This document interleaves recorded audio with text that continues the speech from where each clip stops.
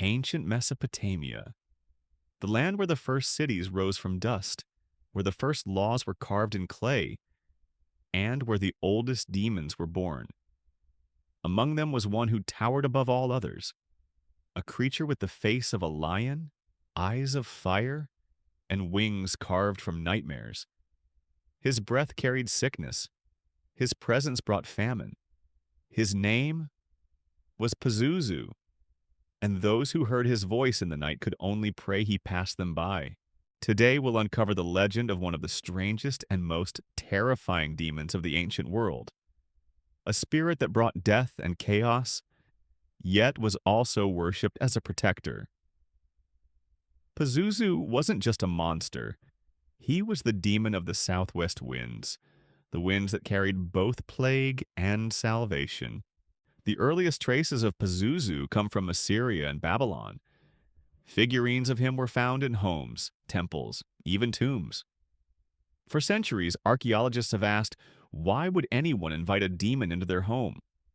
Why would mothers place his image beside their children's beds? And why would his statue stand beside goddesses of fertility and birth? The answer lies in the southwestern wind.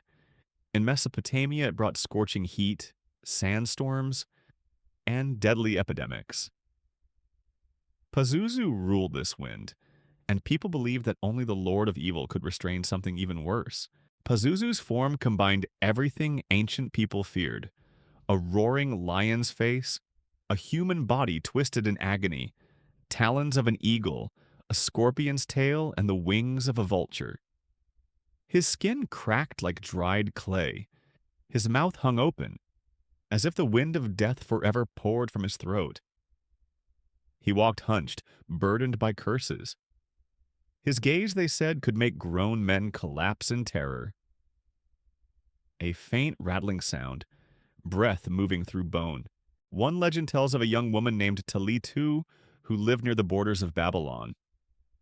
Each night her house shook. The wind slammed against the walls as if something vast prowled outside in the darkness.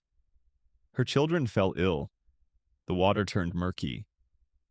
Strange claw-like prints appeared in the sand around her home. Villagers whispered, "The south wind is angry. Pazuzu is hunting the weak." One night, as her youngest daughter gasped for air, Talitu sought out an old priest. He gave her a small bronze statue and said, "Place this above your door. Only a demon can repel another demon."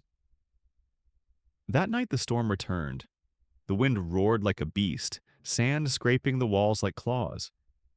But when the tempest reached her home, it changed direction. The shaking stopped.